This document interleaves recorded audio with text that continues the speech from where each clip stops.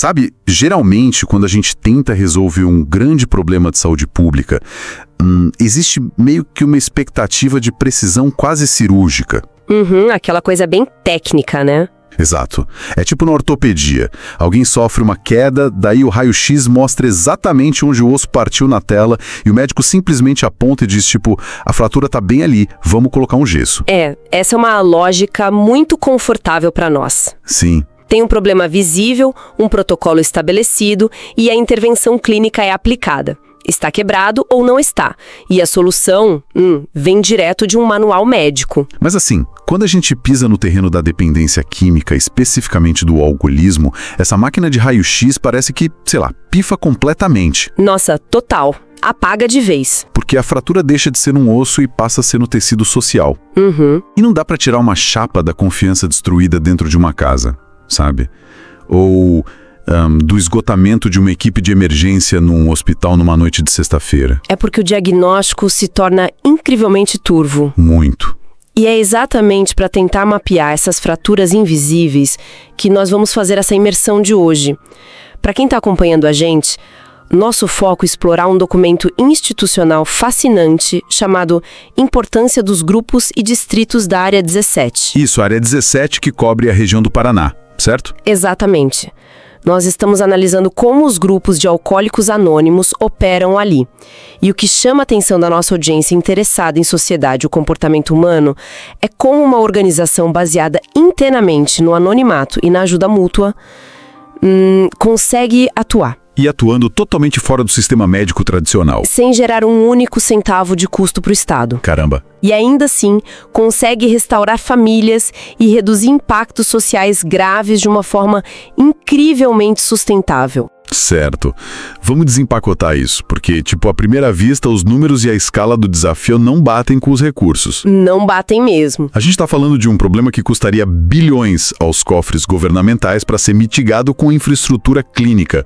Pensa bem, é SAMU, leitos psiquiátricos, assistência social... Patrulhas policiais para lidar com violência doméstica. Exato. E, de alguma forma, existe essa rede mitigando danos sociais severos de forma totalmente autossustentável pelos próprios membros. Como isso é sequer possível na prática? A resposta começa a aparecer quando a gente para de olhar para o alcoolismo como uma doença isolada no indivíduo, sabe? Tá, e passa a olhar como? Passamos a encará-lo como uma crise sistêmica.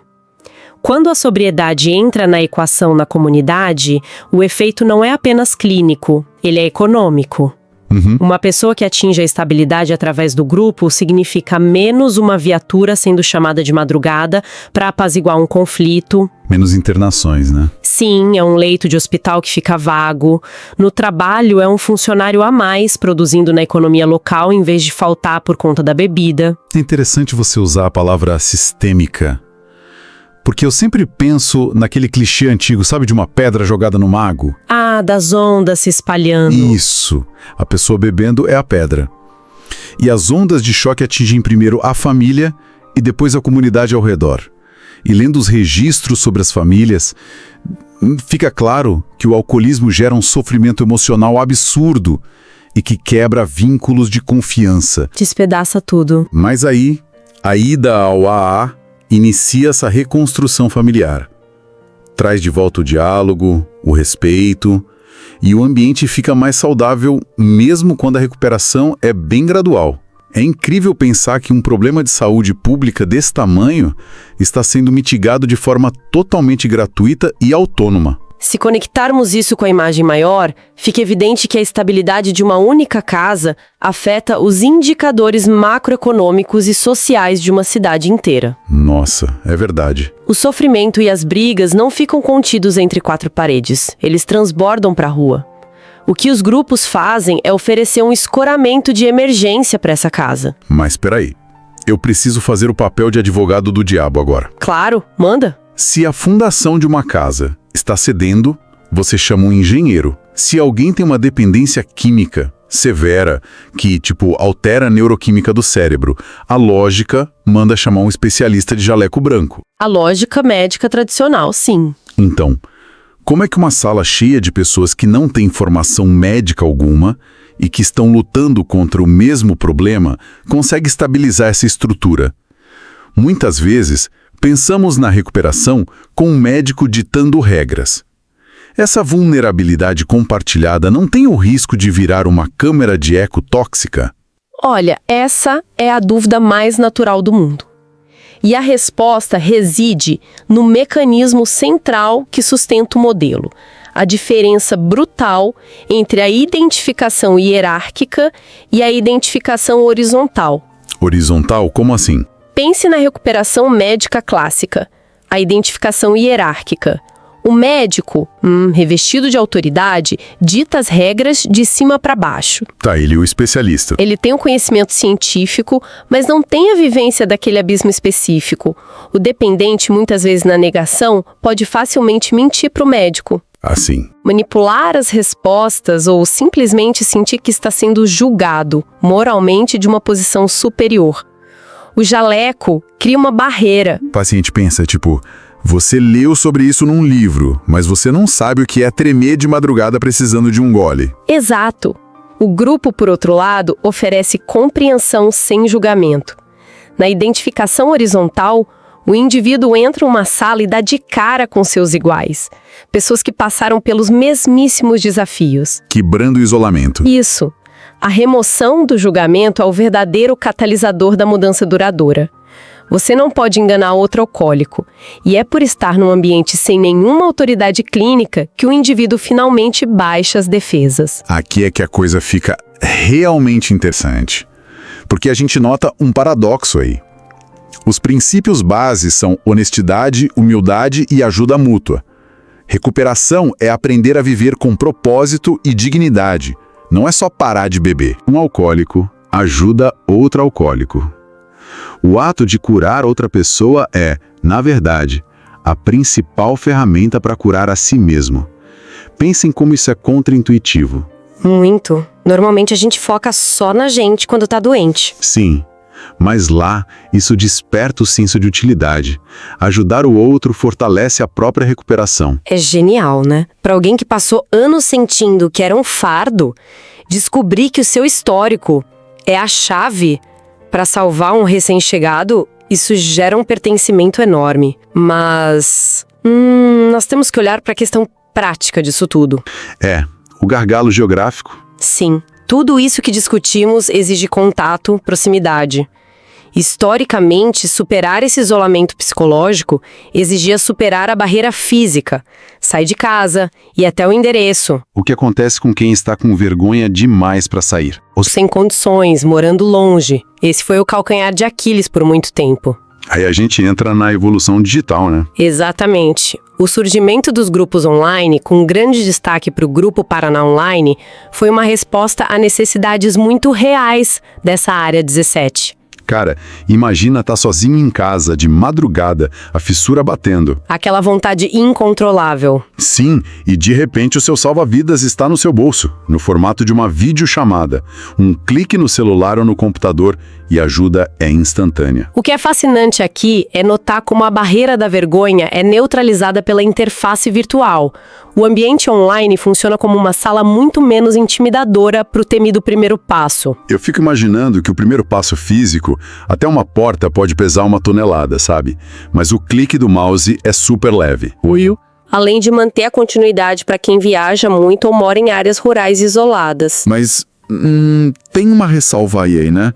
A fonte menciona que o online complementa, mas não substitui totalmente o presencial. De forma alguma. A infraestrutura de apoio evoluiu junto com a tecnologia, mas o contato humano físico ainda é a base. O online apenas amplia o radar. Isso traz a gente de volta para a geografia física, para o chão da fábrica mesmo. O mapa da área 17. A gente precisa trazer essa teoria toda de volta para a base concreta. E que base sólida. Sim, citando o documento, a área 17 conta com 17 distritos espalhados pelo Paraná. É uma estrutura gigante. Muito grande. Se a gente pegar alguma cidade-chave para ilustrar essa capilaridade... Maringá, né, que é o primeiro distrito. Londrina lá no 16º. Mas o que me impressionou não foram só essas cidades grandes. O documento lista grupos específicos que dão muita textura para essa rede. Ah, sim, os grupos menores. Tem o grupo Libertação em Salgado Filho. A reunião deles é às quintas, perto da biblioteca pública. Daí você vai pro grupo Bom Jesus de Rebouças ou pro grupo Irati. Que se reúne às quartas e sábados na Praça Madalena Anciuti, certo? Isso, exatamente lá. A diversidade desses encontros é maluca. Vai de áreas centrais até o grupo Olho d'Água, que fica na zona rural de Prudentópolis. Na escola do campo da linha Ivaí. Imagina a logística disso.